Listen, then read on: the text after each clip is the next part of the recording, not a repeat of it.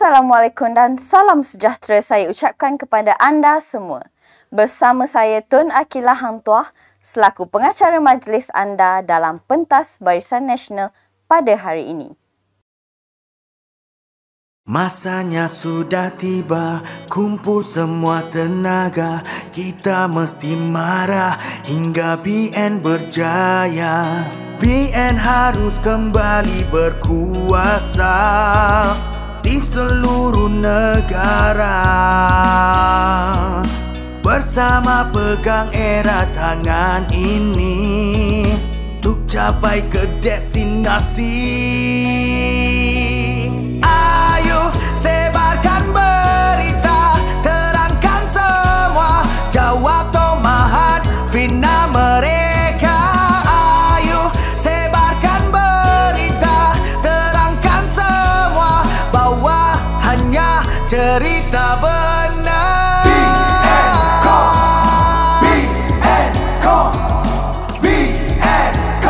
Kejayaan bakal menjelma.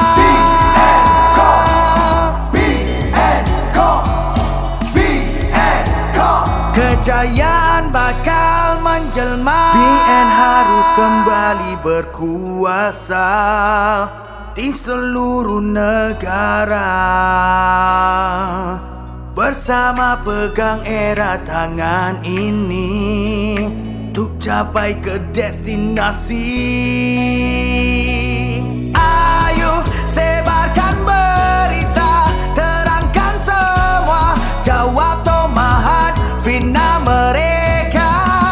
Ayo sebarkan berita, terangkan semua, bawa hanya cerita benar.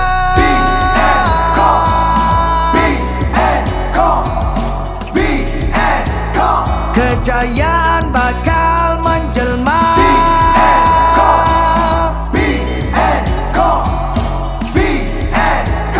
Kejayaan bakal menjelma.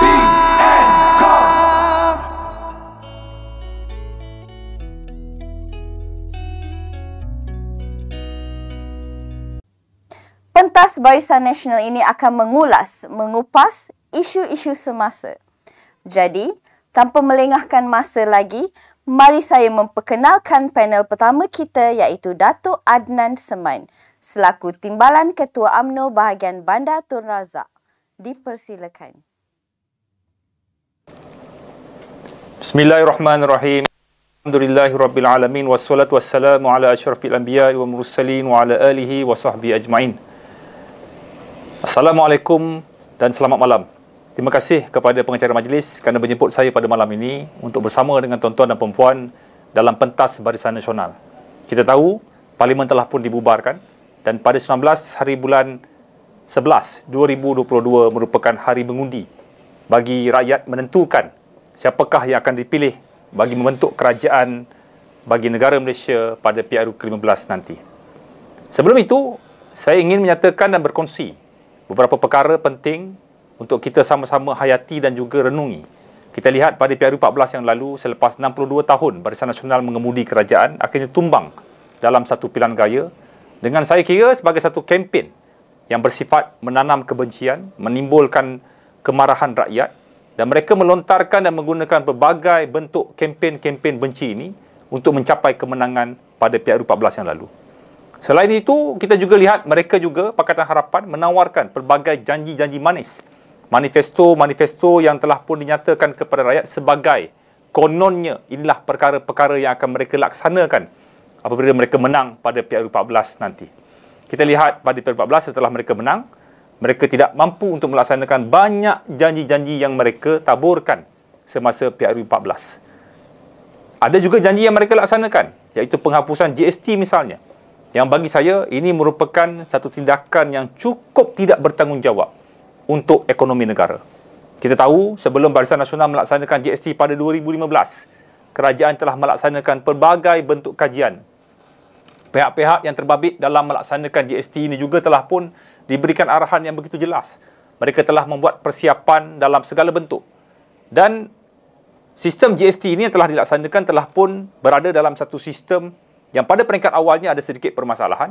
Tetapi kita tahu sistem tersebut telah pun berjalan dengan baik. Ada isu berkaitan dengan pemulangan ataupun refund GST ini yang menjadi permasalahan.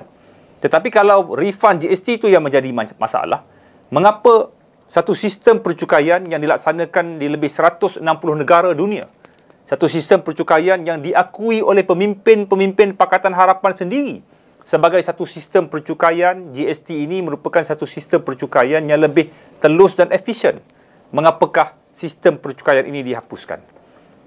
Tidak lain dan tidak bukan kerana mereka ingin mempengaruhi rakyat. Mereka ingin menyatakan Barisan Nasional sebagai sebuah parti yang tidak bertanggungjawab melaksanakan GST menekan rakyat. Mereka menggunakan GST ini sebagai satu bahan kempen. Dan mereka mengatakan kerana GST lah harga barang naik.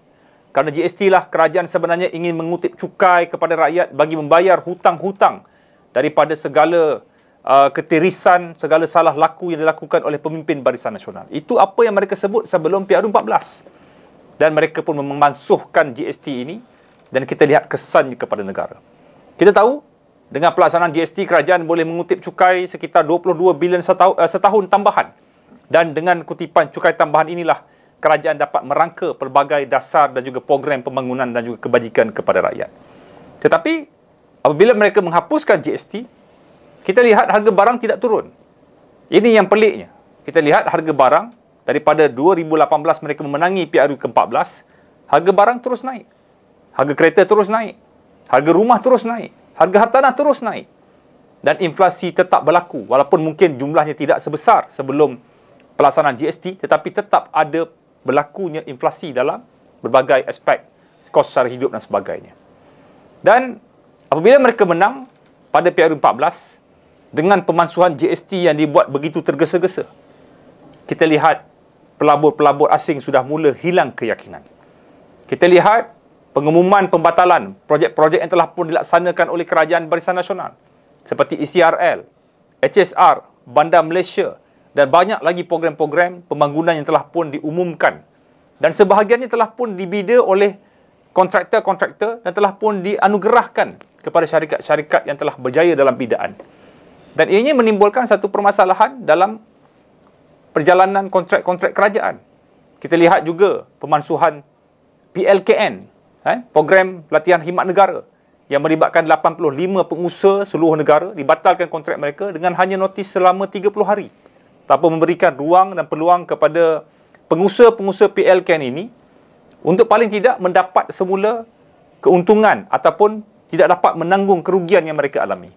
Pembatalan yang dibuat oleh Kerajaan Pakatan Harapan kepada pengusaha PLKN ini dengan notis 30 hari ini tanpa membayar sebarang ganti rugi kepada mereka. Kerajaan batalkan.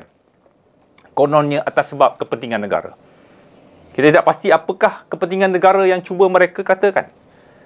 Dan Pakatan Harapan, apabila mereka menang pada PRU 14, mereka melantik seorang tertuduh dalam kes rasuah, iaitu Lim Guan Eng sebagai Menteri Kewangan. Dan Lim Guan Eng yang dilantik sebagai Menteri Kewangan ketika beliau masih lagi berdepan dengan pertuduhan rasuah di mahkamah, bagi saya ini adalah satu pelanggaran pertama dalam kedaulatan undang-undang, dalam apa yang mereka sendiri katakan, bahawa kalau mereka menang, mereka akan membuat perubahan dalam kebebasan badan kehakiman. Mereka akan buat reform dalam perundangan negara. Tetapi sayangnya, bermula daripada mereka menang, mereka terus melantik seorang tertuduh perasuah, tertuduh kes rasuah sebagai Menteri Kewangan untuk menjaga kewangan negara. Dan bayangkan tuan-tuan, bila mereka menang, mereka kata Kerajaan Barisan Nasional, memerintah negara, sebelum PRU 14, mereka menggunakan kempen Selamatkan Malaysia. Mereka telah pun menyatakan dan menyebar luas fitnah dan dakyah bahawa negara kita berdepan dengan satu keadaan ekonomi yang sangat teruk. Hutang negara begitu banyak. Hutang negara yang sering disebut oleh Barisan Nasional sebagai 686 bilion itu bukanlah hutang sebenar. Mereka kata hutang negara sudah pun mencecah 1 trilion. Mereka kata negara diambang muflis. Dan bagi mengesahkan, bagi meyakinkan rakyat bahawa apa propaganda yang mereka lakukan ini benar, maka mereka mengumumkan tabung harapan. Tabung harapan ini untuk menyelamatkan negara. Mereka buat kutipan kepada rakyat. Mereka nak gambarkan kepada rakyat dan juga seluruh masyarakat dunia bahawa Malaysia sebuah negara yang akan muflis. Dan akibatnya, apabila mereka membuat perkara tersebut, propaganda yang mereka mainkan semasa kempen PRU14 akhirnya menjadi igawan dan menjadi prinsip yang mereka pegang. Mereka mula mengatakan bahawa negara akan muflis, tabung harapan dikeluarkan. Kemudian mereka akan mengecilkan kaki tangan awam. Mereka sudah mula menutup beberapa agensi seperti BTN, Jasar dan sebagainya. Banyak kaki tangan awam yang dipecat. Dan mereka kata mereka akan kurangkan pembelanjaan negara. Pembatalan projek-projek pula dibuat. Ini untuk menggambarkan kepada dunia bahawa negara Malaysia nak muflis. Negara Malaysia tidak ada duit. Tetapi sayangnya tuan-tuan, kesan daripada tindakan yang tidak bertanggungjawab oleh Pakatan Harapan, oleh Tun Mahathir sebagai Perdana Menteri pada ketika itu, disokong oleh Parti Bersatu sebagai parti yang mewakili Tun Mahathir sebagai Perdana Menteri, dan juga Lim Guan Eng DAP sebagai Menteri Kewangan, Wan Azizah sebagai Timbalan Perdana Menteri, dan juga menteri-menteri kanan daripada Amanah, daripada Bersatu, daripada PKR, DAP dan sebagainya. Mereka ini membentuk satu barisan kabinet yang bersetuju dengan naratif ini. Kesannya Bursa Saham Kuala Lumpur jatuh setiap hari, setiap tangga jatuh. Dalam tempoh 11 hari saja, daripada 10 Mei 2018 sehinggalah 21 Mei 2018, dalam tempoh 11 hari saja sejumlah hampir 1 bilion US dollar, 900 lebih US dollar aliran wang asing keluar daripada Bursa Saham Kuala Lumpur. Dan kita tahu, Bursa Saham Kuala Lumpur kita pada 2009 sehingga 2018 telah melalui satu yang kita namakan prestasi yang cukup cemerlang, ataupun istilahnya ialah bull run, larian kerbau. Kalau kita terjemah secara biasanya, tetapi ianya menggambarkan prestasi bursa saham yang begitu cemerlang. Sehingga indeks BSKL hampir mencapai 1,900 mata. Dan pada 18 Mac 2020, selepas tumbangnya kerajaan Pakatan Harapan, bursa saham kita berada pada indeks 1,200 lebih. Ini menggambarkan negara telah mengalami kerugian yang cukup besar. Dalam bursa saham Kuala Lumpur saja, kerugian yang dialami lebih 300-400 bilion. Inilah yang kita gambarkan dengan kegagalan Pakatan Harapan selama 22 bulan. Bermula mereka menang sahaja, mereka telah menghancurkan dan menjahanamkan bursa saham Kuala Lumpur. Dan pada tahun 2019, yang lebih menyedihkan kita, ketika banyak negara-negara serantau Asia Tenggara dan negara dunia menunjukkan peningkatan di bursa saham mereka, tetapi bursa saham kita mengalami kejatuhan yang begitu mendadak. Tuan-tuan dan puan-puan, hari ini rakyat akan memilih sekali lagi. Dan Pakatan Harapan sekali lagi tampil dengan kempen benci. Mereka hadir dengan kempen menanam kebencian, menunjukkan segala kelemahan Barisan Nasional satu demi satu. Tetapi sayangnya mereka tidak menunjukkan kepada kita apakah yang ingin mereka lakukan sekiranya mereka menang pada pilihan raya. Itulah yang berlaku pada PRU14. Mereka sering mengatakan bahawa kerajaan Barisan Nasional ini kerajaan yang salah guna, kerajaan yang rasuah, pemimpin yang rasuah, pemimpin UMNO ini rasuah. Dan mereka menggambarkan satu demi satu kes yang mereka gambarkan kepada rakyat sebagai bukti bahawa Barisan Nasional ini sebuah parti yang tidak boleh dipercayai. Tetapi tuan-tuan, kalau kita lihat ketika Barisan Nasional menjadi kerajaan sebelum PRU14, ada tindakan-tindakan pendakwaan yang dibuat terhadap pemimpin Barisan Nasional sendiri. Bekas Menteri Besar sebuah negeri dipenjarakan. Bekas Ketua Pemuda Negeri didakwa di mahkamah. Banyak kes-kes yang membabitkan pemimpin Barisan Nasional yang berdepan dengan kes mahkamah, pendakwaan siasatan rasuah dan jenayah, yang pada ketika itu kerajaannya adalah kerajaan Barisan Nasional. Barisan Nasional juga membawa reform dalam negara. Badan Pencegah Rasuah. Dia naik taraf sebagai Suruhanjaya Pencegahan Rasuah Malaysia. Dan ada cadangan daripada Barisan Nasional sendiri, daripada kepimpinan Barisan Nasional sendiri, untuk meletakkan SPRM ini di bawah Jawatankuasa Parlimen. Kita lihat program reform ini berjalan dengan begitu banyak. Penggubalan akta-akta seperti AMLA. Penggubalan akta seperti AMLA yang mana digubal ketika zaman kerajaan Barisan Nasional. Barisan Nasional juga ingin menggubal satu akta berita tidak benar untuk menghalang penyebaran berita-berita palsu, menghalang penyebaran fitnah-fitnah yang berlegar di kalangan rakyat, yang memecah belahkan perkauman, yang memecah belahkan rakyat, yang membawa sentimen perkauman. Banyak perkara yang ingin dilakukan oleh kerajaan Barisan Nasional bagi memastikan negara kita ini berada dalam landasan terbaik, bagi memastikan perpaduan rakyat dijaga dengan baik, bagi memastikan ekonomi negara terus dipacu dengan baik. Tetapi mereka hadir sebagai sebuah parti yang hanya menyemai kebencian, menimbulkan keraguan kepada kerajaan, menyerang peribadi pemimpin-pemimpin dalam Barisan Nasional. Tetapi mereka sehingga hari ini, tuan-tuan, gagal menunjukkan apakah polisi, apakah dasar yang akan mereka ambil jika mereka menang. Dan kita bersyukur kekalahan Barisan Nasional juga sebenarnya memberikan hikmah yang besar kepada Barisan Nasional. Kerana Barisan Nasional sebagai sebuah parti yang kalah, tentulah akan melakukan proses koreksi, proses pembetulan dan juga muhasabah dalam parti. Kita lihat dengan kekalahan Barisan Nasional, sebahagian pemimpin-pemimpin yang dulunya di dalam Barisan Nasional keluar parti dan menyertai parti Bersatu. Dan mereka ini ditawarkan oleh Tan Sri Mahyudin Yassin pada ketika itu, kan, disebut sebagai scheme of thing. Scheme of thing yang videonya terdedah, yang mana tawaran jawatan, tawaran supaya tidak didakwa di mahkamah, tawaran supaya tidak disiasat, maka mereka ini perlu menyokong Tan Sri Mahyudin sebagai Perdana Menteri ketika penubuhan Kerajaan Perikatan Nasional selepas tumbangnya Pakatan Harapan. Tersebar video tersebut. Sebab itulah, kalau Tan Sri Mahyudin Yassin ingin mengatakan bahawa beliau seorang yang berintegriti, bagi saya beliau tidak layak bercakap soal integriti, kerana video beliau menawarkan jawatan, melakukan scheme of thing itu sebenarnya menggambarkan bahawa beliau bukanlah seorang yang benar-benar berintegriti. Apatah lagi, Tan Sri Mahyudin Yassin juga keluar daripada Bersatu, kan? Meninggalkan Pakatan Harapan. Bersama Bersatu, bukan keluar daripada Bersatu, keluarkan Bersatu daripada Pakatan Harapan sehingga tumbang Kerajaan Pakatan Harapan. Bagi saya ini adalah satu tindakan pengkhianatan yang tidak dapat diterima oleh rakyat. Dan saya yakin dan percaya pemimpin-pemimpin yang bersama dengan pemimpin yang mengkhianati Pakatan Harapan seperti Tan Sri Mahyudin Yassin ini, yang digelar oleh penyokong-penyokong Pakatan Harapan sebagai pengkhianat. Saya yakin dan percaya pemimpin-pemimpin yang digelar oleh penyokong-penyokong Pakatan Harapan sebagai pengkhianat, mereka ini tidak akan mendapat undi yang banyak daripada rakyat pada PRU ke-15. Saya lihat banyak sentimen di bawah sana. Saya berjumpa dengan ramai orang, mereka mengatakan mereka tidak akan mengundi pengkhianat-pengkhianat ini kerana mereka ini telah pun menjejaskan kestabilan politik negara. Mereka telah membelakangkan mandat yang diberikan oleh rakyat pada PRU 14. Tuan-tuan dan puan, kita lihat PRU 14 yang lalu, kekalahan yang membawa perubahan kepada negara. Landscape negara berubah. Dan rakyat sebenarnya ingin memberikan peluang kepada Pakatan Harapan. Betul, mereka juga marah pada Kerajaan Barisan Nasional pada ketika itu.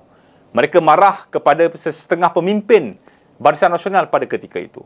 Mereka juga terpengaruh dengan hasutan-hasutan yang dibuat oleh pemimpin-pemimpin Pakatan Harapan semasa kempen PRU 14. Tetapi ada sebahagian daripada mereka, daripada pengundi-pengundi ini, mereka ingin memberikan peluang kepada pemimpin-pemimpin Pakatan Harapan.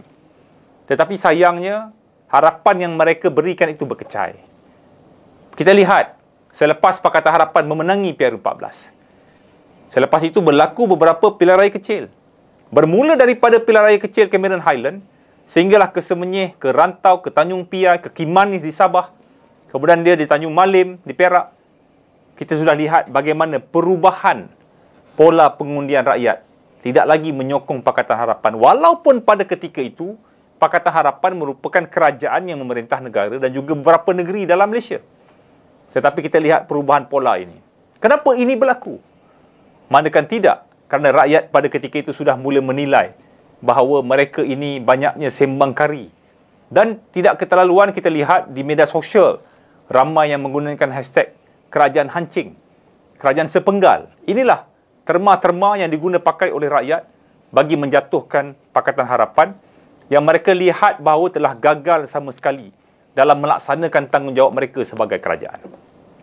Tuan-tuan dan puan-puan, kita tahu pilihan raya inilah soal memilih parti, memilih kerajaan memerintah. Tetapi lebih penting daripada itu ialah soal sara hidup rakyat, soal ekonomi, soal peluang pekerjaan, soal mengawal harga barang, soal meningkatkan pendapatan negara, soal melebarluaskan jaringan program-program kebajikan kepada rakyat, soal melaksanakan pembangunan infrastruktur, soal merangka dasar pendidikan, dasar ekonomi, dasar sosial dan banyak lagi aspek pembangunan yang perlu dirangka oleh kerajaan. Dan kita lihat pada PRU 14, segala dasar yang dilaksanakan di bawah Transformasi Nasional 2050 begitu lengkap, begitu baik, dan sehingga hari ini Pakatan Harapan. Saya memetik seorang pemimpin PKR di Hulu Selangor.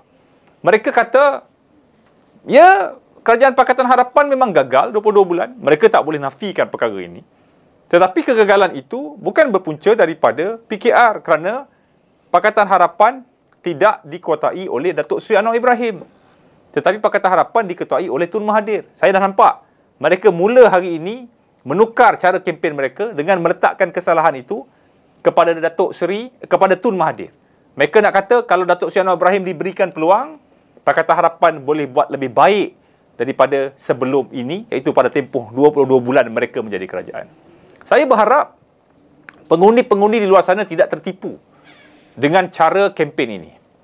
Kerana kita harus ingat dan kita tidak akan lupa bahawa walaupun Tun Mahathir itu Perdana Menteri, dipilih oleh mereka sebagai pemimpin dan juga Perdana Menteri bagi kerajaan Pakatan Harapan, tetapi kerajaan itu juga terbentuk daripada banyak dan ramai pemimpin-pemimpin daripada parti-parti dalam Pakatan Harapan. Wan Azizah sendiri, isteri kepada Datuk Seri Anwar Ibrahim, adalah timbalan Perdana Menteri. Lim Guan Eng adalah Menteri Kewangan. Mat Sabu adalah Menteri Pertahanan. Dan ramai pemimpin-pemimpin daripada DAP dan PKR dan juga Amanah berada dalam kerajaan Pakatan Harapan. Bagaimana hari ini mereka boleh mengatakan bahawa kegagalan kerajaan itu kerana berpunca daripada Tun Mahathir, dan cuba untuk mengatakan bahawa Datuk Seri Anwar Ibrahim ini kalau menjadi Perdana Menteri akan buat lebih baik daripada Tun Mahathir. Saya nak bagi tahu tuan-tuan, Datuk Seri Anwar Ibrahim ini, Tun Mahathir, Tan Sri Muhyiddin Yassin, mereka ini adalah bekas pemimpin UMNO. Datuk Seri Anwar Ibrahim 16 tahun dalam UMNO. Datuk Seri Anwar Ibrahim sebelum dipecat oleh Tun Mahathir, beliau adalah timbalan Presiden UMNO, timbalan Perdana Menteri dan juga Menteri Kewangan. Ada rakan-rakan saya dalam PKR kata, Anwar Ibrahim pernah dinobatkan sebagai Menteri Kewangan terbaik tahun 1996 dalam ceramahnya. Saya nak bagi tahu, apa yang dicapai oleh Datuk Seri Anwar Ibrahim, apa yang dicapai oleh Tun Mahathir maupun Tan Sri Muhyiddin pada ketika dulu. Kerana mereka merupakan pemimpin dalam Barisan Nasional. Yang mana kerajaan Barisan Nasional itu terdiri daripada satu pasukan.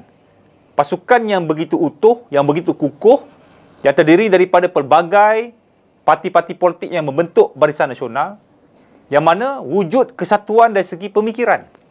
Wujud satu konsensus secara common dalam menentukan kepentingan negara dan dapat menyelesaikan perbezaan kaum, dapat menyelesaikan perbezaan agama dalam ruang lingkup perbincangan Barisan Nasional.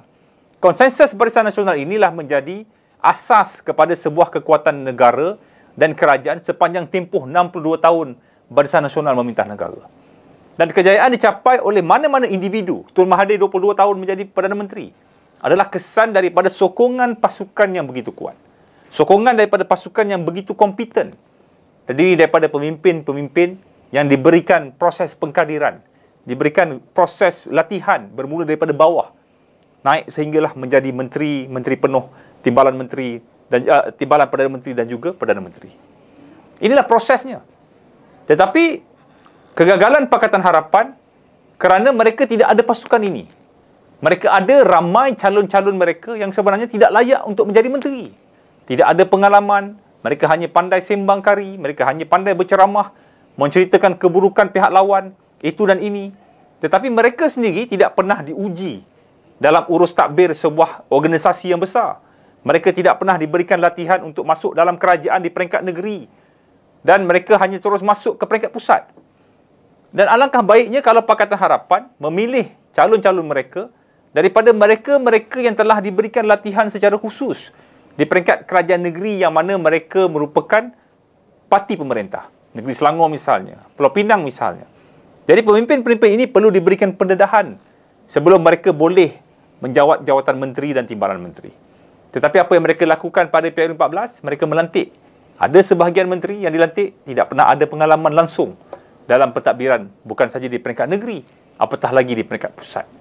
Itu belum kira soal pemimpin-pemimpin yang terpalit dalam isu pembelian sijil, pembelian kelayakan pendidikan yang menggunakan sijil tipu.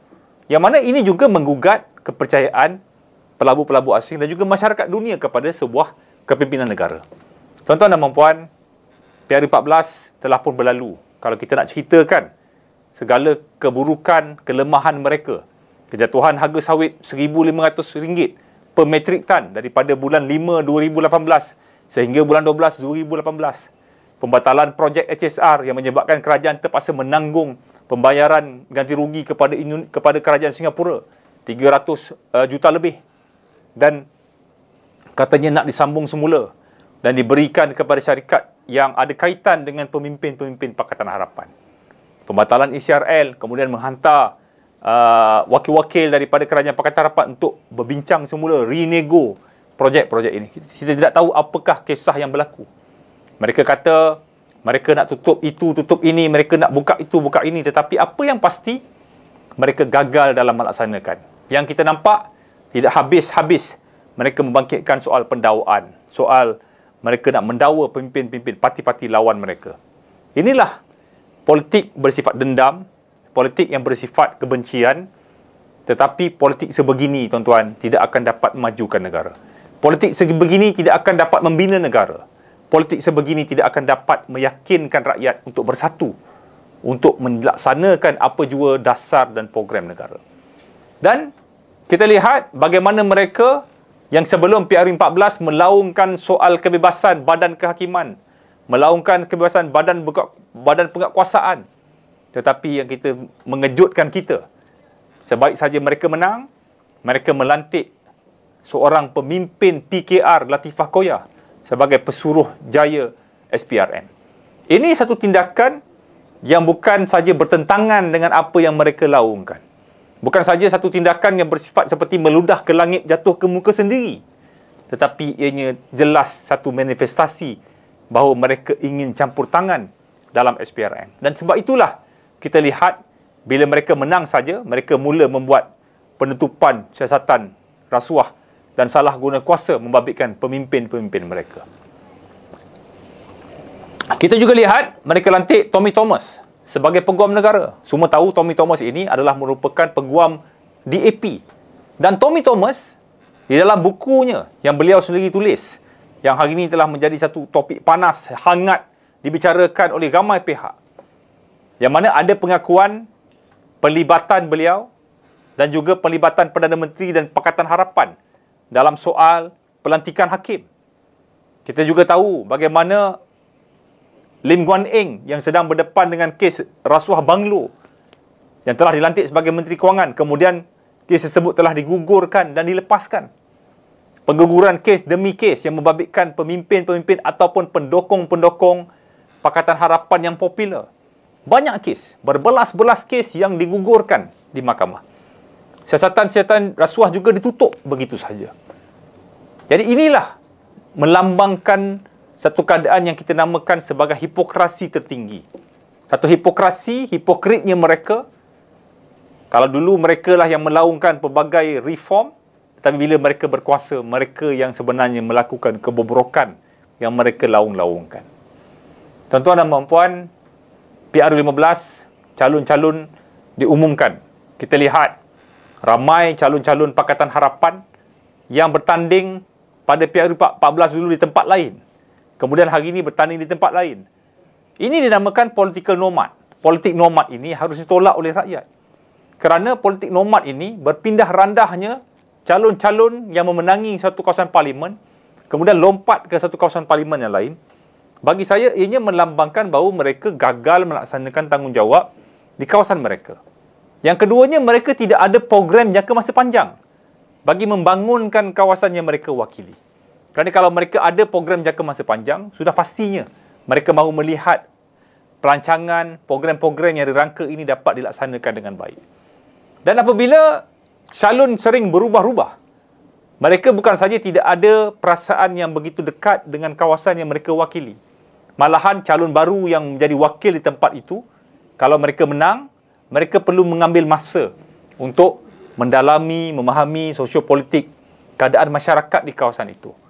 Dan bukankah ianya satu pembaziran masa kerana wakil rakyat yang baru ini tidak dapat memahami, apatah lagi tidak pernah berada dalam kawasan itu, tidak pernah berpolitik dalam kawasan itu, dan bukan anak tempatan kawasan itu. Mereka ambil daripada luar, dihantar secara nomad untuk bertanding di kawasan-kawasan parlimen mengikut kepentingan parti politik, mengikut naratif politik yang mereka ingin capai. Tuan-tuan dan puan-puan, saya menyeru kepada rakyat di luar sana supaya menolak politik nomad ini. Kerana kita mahukan calon yang dipilih adalah merupakan calon-calon yang begitu dekat dengan masyarakat di kawasan itu. Calon yang terbaik tentulah anak tempatan. Mereka membesar di kawasan itu, mereka memahami kawasan itu, mereka ada perasaan dan jiwa yang dekat dengan kawasan yang mereka wakili. Dan dengan itulah mereka dapat melaksanakan tanggungjawab dengan penuh komitmen, dengan penuh kasih sayang, dengan penuh jiwa mereka untuk kawasan yang mereka wakili. Kerana itulah tempat mereka membesar, itulah tempat mereka bermastautin dan sebagainya. Tuan-tuan dan puan-puan, 2023 mengikut jangkaan laporan dalam Bank Dunia mengatakan tahun 2023 adalah keadaan ekonomi yang sangat mencabar. Ada setengah-setengah pengalisa ekonomi mengatakan 2023 adalah tahun kemelesetan ekonomi. Sebab itulah kita harus membuat pilihan yang tepat pada PRU15. Kita perlu memastikan parti yang menang ini, iaitu Barisan Nasional, sebagai parti yang besar, sebagai parti yang tidak ada masalah dalaman antara parti-parti komponen, sebagai parti yang telah ada pengalaman, ramai barisan kepimpinan mereka yang kompeten, yang mampu menggalas tugas sebagai menteri dan juga kabinet dalam negara ini bagi memastikan segala dasar negara dapat dilaksanakan dengan baik. Dan barisan kepimpinan ini bukan saja mendapat keyakinan daripada kaki tangan awam sebagai pelaksana dasar, tetapi mereka juga mendapat keyakinan daripada rakan sejawat di luar negara, apatah lagi di kalangan pelabur dunia, yang apabila mereka melihat Barisan Nasional menang pada PRU15, saya yakin dan percaya kita akan lihat tahun demi tahun pengukuhan ekonomi. Kita akan lihat ringgit akan jadi semakin baik. Kita akan lihat bursa saham kita akan kembali rancak. Dan limpahan ekonomi ini dapat dipulangkan kepada rakyat dalam pelbagai bentuk.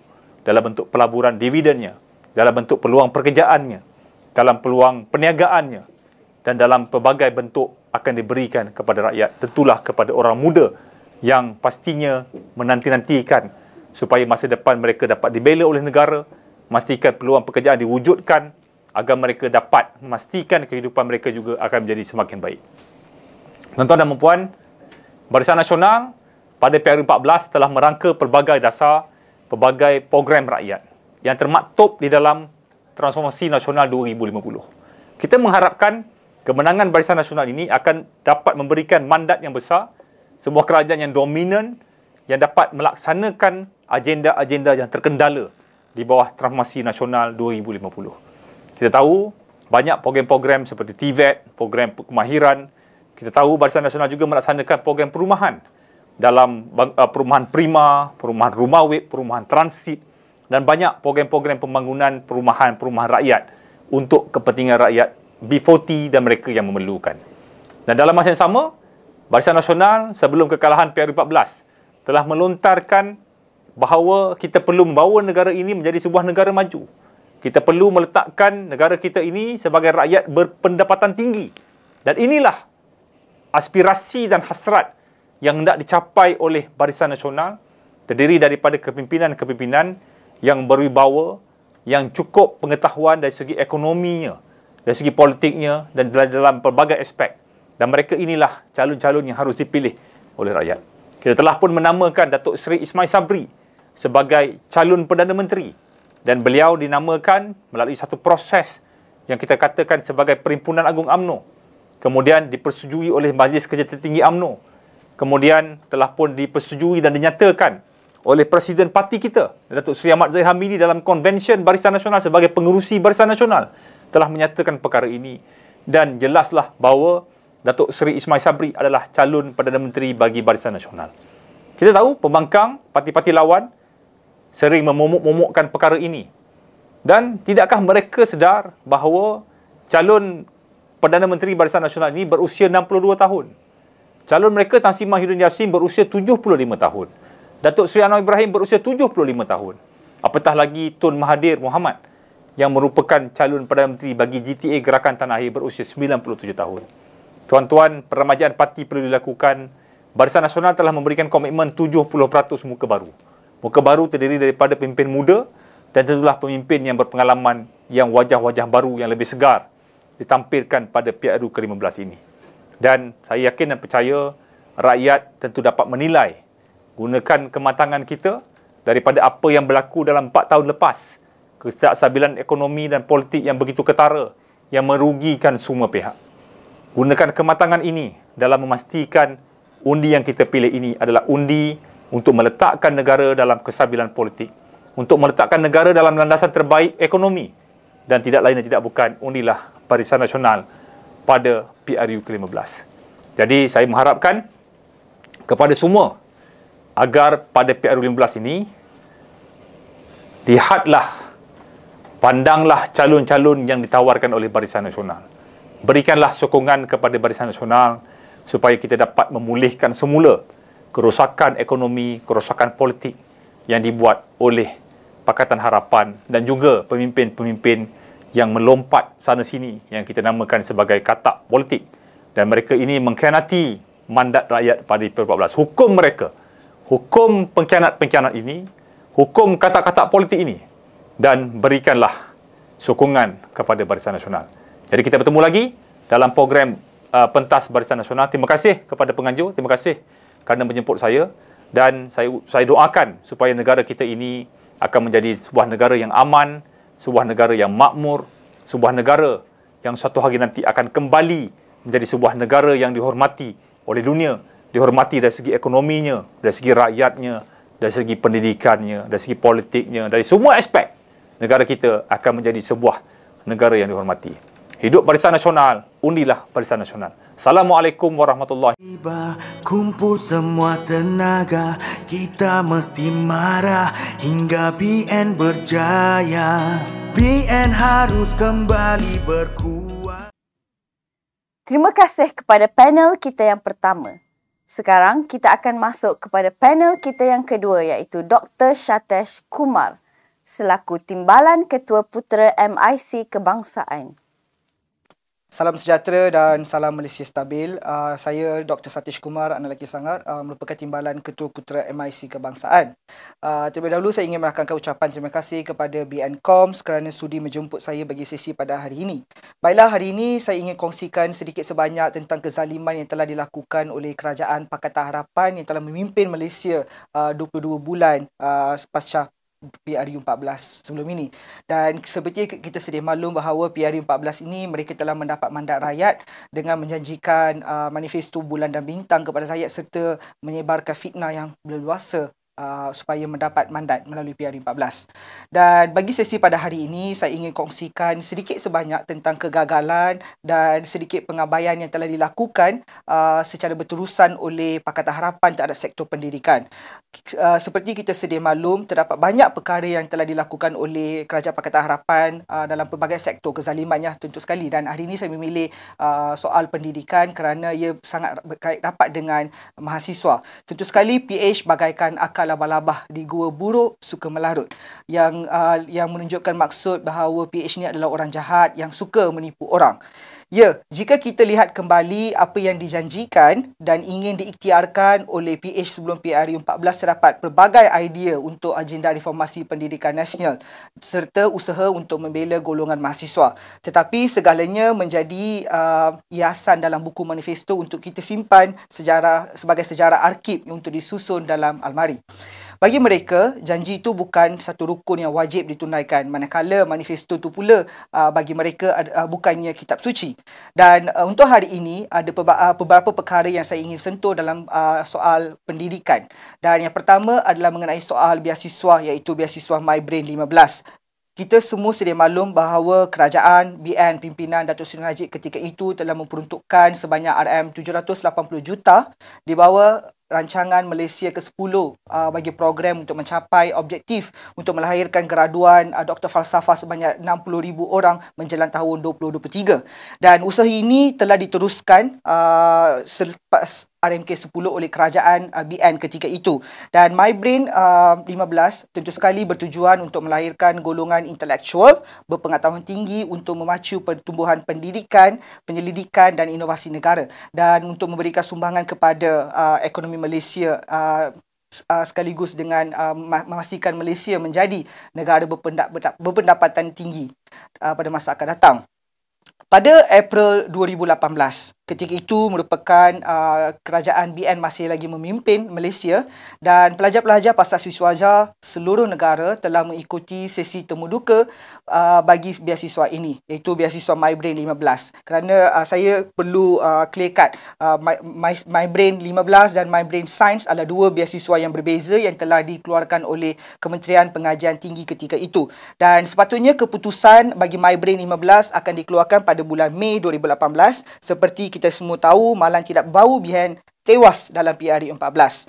Kerajaan PH yang mentadbir Malaysia ketika itu telah menangguhkan keputusan temuduga beasiswa MyBrain sejurus mereka mendapat mandat melalui PRU 14 pada 9 Mei 2018. Dan pada 30 Julai 2018, seperti kita semua sedia tahu, Menteri Pendidikan ketika itu iaitu Mazli Malik yang sehingga kini sentiasa beraksi sebagai hero pendidikan negara telah berkata sedemikian. Keputusan menangguhkan program MyBrain 15 adalah kerana peruntukan RM90 juta tidak pernah sampai ke Kementerian Pendidikan. Dan salah satu kenyataan beliau yang lain juga menyentuh, beliau cakap sedemikian. Saya bercakap ditangguhkan kerana kelulusan bukan di pihak kami. Kalau di pihak kami ingin semua pihak dapat belajar tanpa pemberian wang itu bergantung kepada Kementerian Kewangan. Cuma keputusan bukan di tangan kami dan saya akan terus membantu dan akan memastikan bahawa kita akan berikan kerjasama. Jadi mereka perlu bersabar. Itu yang telah dikatakan oleh Dr. Mazli Malik, iaitu Menteri Pendidikan zaman Pakatan Harapan ketika itu. Jadi saya muskil, waktu itu bukankah Kementerian Kewangan juga dipimpin oleh Pakatan Harapan dan iaitu oleh Lim Kuan Eng. Dan jika benar PH melaungkan reformasi pendidikan negara, tentu sekali akan cuba mencari solusi untuk meneruskan beasiswa, khususnya beasiswa MyBrain 15. Dan soal alasan duit tidak sampai ataupun sebagainya tidak perlu dipertikaikan ataupun diutarakan oleh kerajaan Pakatan Harapan ketika itu. Dan jelas menunjukkan pada pembentangan bajet 2018 yang telah dilakukan oleh Datuk Seri Najib Tun Razak sebagai Menteri Kewangan pada ketika itu telah membentangkan dan di mana Parlimen telah meluluskan sebanyak 90 juta ringgit untuk beasiswa MyBrain 15, dan perkara ini sudah ada rekod dalam Ansett Parlimen. Dan kalau betul ini adalah sekadar janji manis BN sempena PRU 14 ketika itu dan peruntukan ini tidak wujud, maka kenapa sampai kesudah PH tidak mengambil tindakan terhadap mantan Menteri Kewangan menerusi jawatan kuasa hak dan kebebasan Parlimen Malaysia. Seterusnya, jadi benar bahawa menipu adalah Mazli Malik dan Pakatan Harapan. Perkara ini saya rasa rata-rata fakta dan tarikh-tarikh yang saya nyatakan ini jelas menunjukkan bahawa Pakatan Harapan telah memanipulasi rakyat dan terutamanya golongan mahasiswa. Boleh pula mereka minta kita bersabar. Ini samalah seperti kerajaan PH minta kita ikat perut satu ketika dahulu. Mudah. Soal pendidikan dan kesihatan adalah dua perkara yang perlu diberikan perhatian, dan mana-mana kerajaan yang telah memikul tanggungjawab untuk memimpin negara perlu menunaikan tanggungjawab dalam soal pendidikan dan kesihatan. This should be the main priority of any government. Kedua, adalah soal bantuan kad siswa RM250 yang dihentikan. Tentu sekali mahasiswa tidak akan lupakan perkara ini. Menerusi bajet 2018, sekali lagi Perdana Menteri ketika itu, Datuk Seri Najib Tun Razak telah mengumumkan setiap pelajar pra-universiti dan universiti layak mendapat insentif RM250 menerusi voucher buku. Dan kad siswa yang banyak membantu meringankan beban siswa-siswi telah dimansuhkan oleh kerajaan PH yang zalim. Saya rasa perkara ini telah memberi kesan yang mendalam dalam kalangan golongan mahasiswa. Lantas, Kerajaan Pakatan Harapan telah menawarkan secara one-off rangsangan digital yang bernilai RM30 kepada 15 juta rakyat Malaysia, khususnya berusia 18 tahun ke atas. Dan bantuan ini bersamaan dengan RM0.08 sen bagi sehari untuk tempoh setahun. Dan saya merasakan perkara ini sepatutnya tidak dilakukan. Hina sangat ke golongan mahasiswa di mata Kerajaan Pakatan Harapan ketika itu. Tapi itulah yang telah dilakukan oleh Pakatan Harapan terhadap mahasiswa. Dan sebagai mahasiswa, kita janganlah lupa insiden dan tragedi yang telah berlaku kepada kita pada tahun 2018 sebelum ini. Lagi-lagi e-wallet yang diberikan untuk pun sebab terpaksa untuk memujuk hati anak muda, khususnya mahasiswa.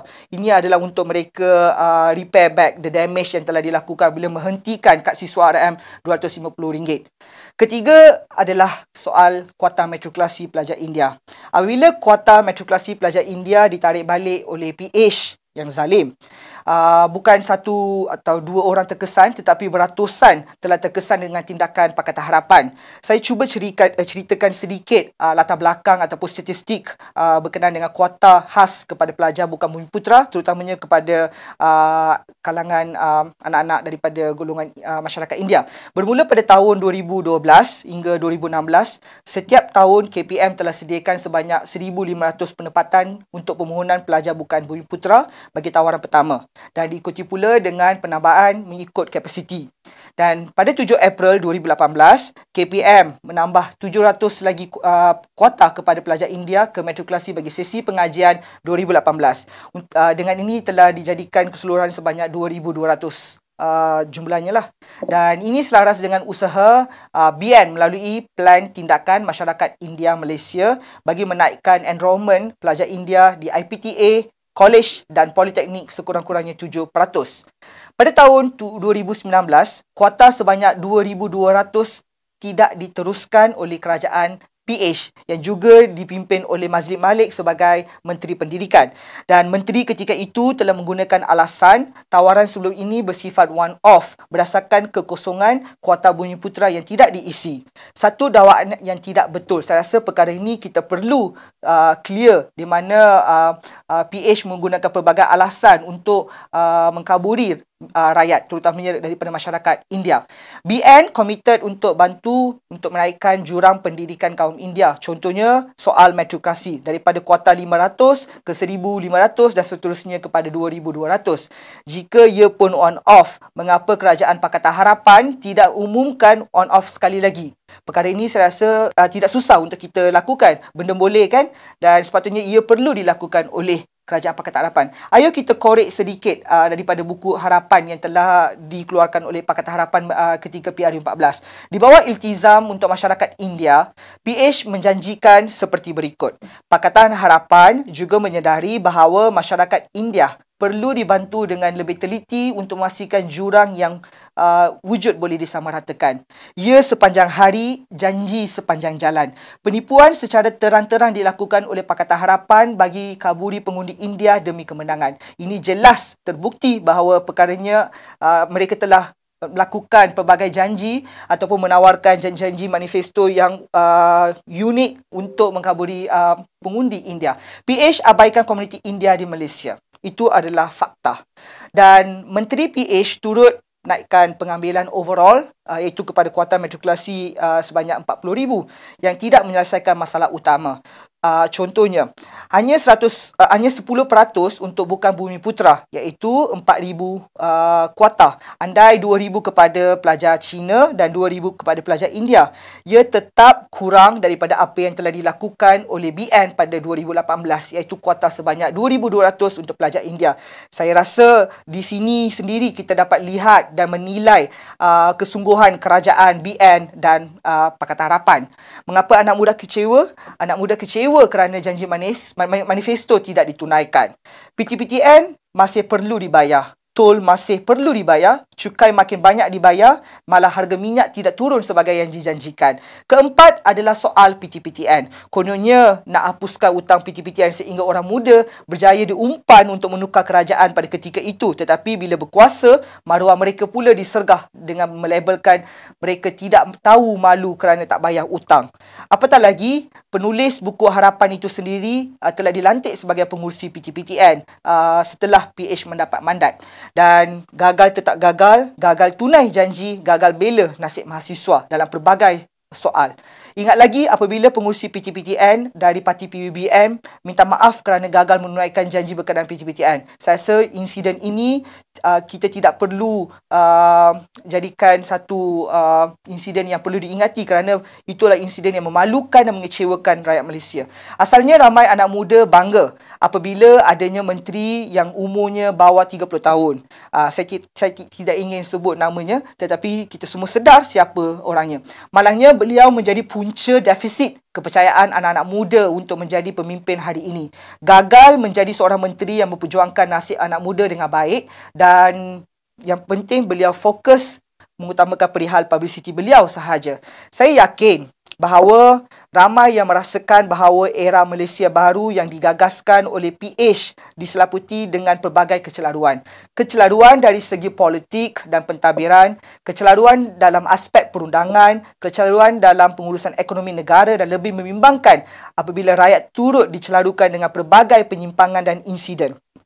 Cukup dengan harapan yang penuh zalim, harapan yang gagal, harapan yang menipu anak bangsa. Apa yang saya telah kongsikan kali ini adalah suatu proses penting untuk kita menuju ke arah PRU15 nanti.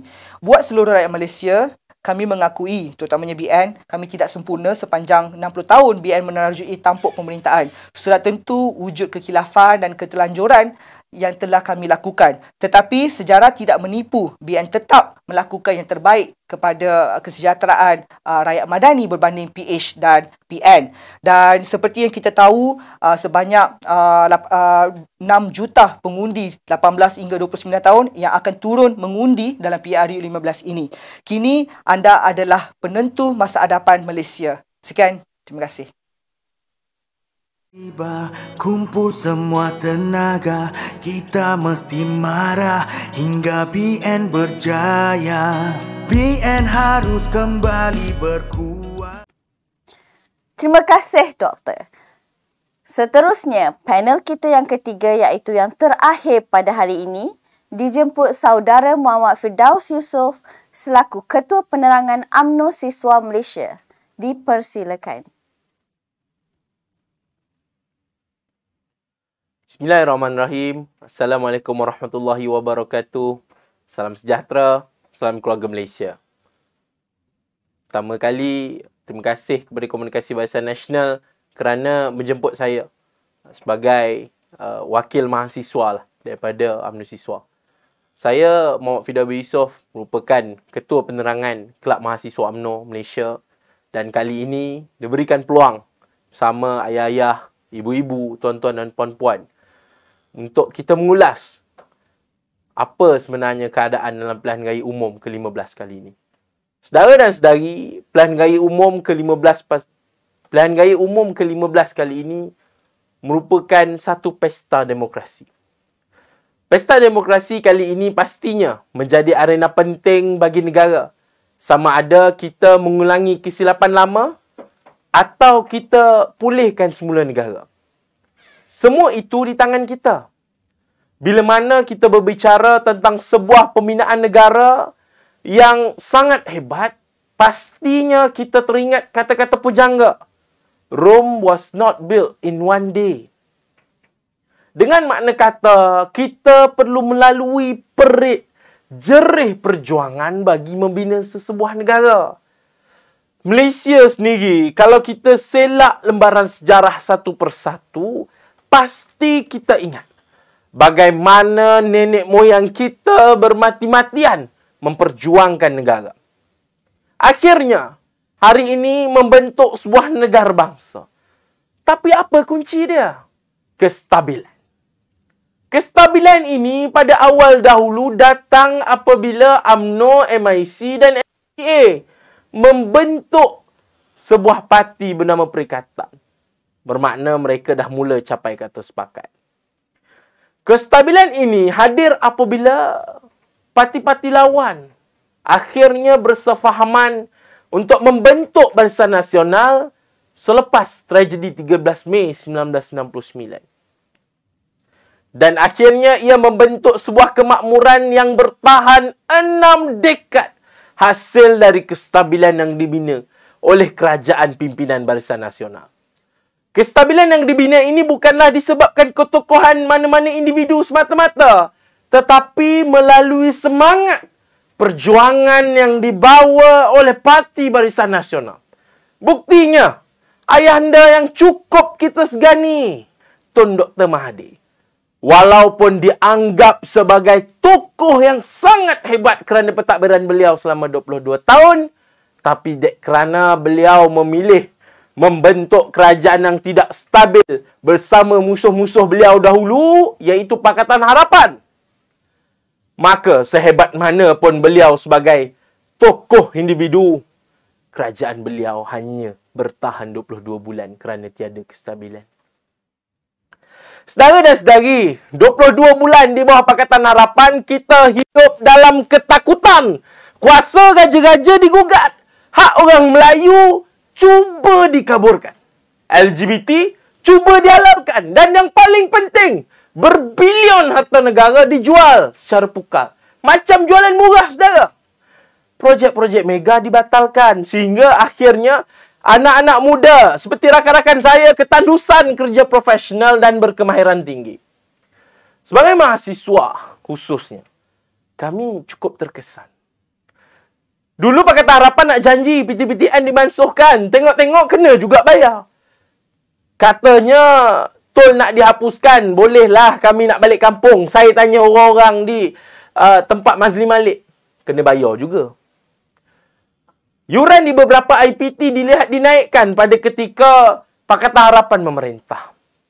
Dan yang paling menyedihkan, voucher buku ataupun 200.5 bantuan yang kepada kami dimansuhkan begitu saja. Alih-alih dapat RM30 daripada Lingua Eng. Itu pun e-wallet.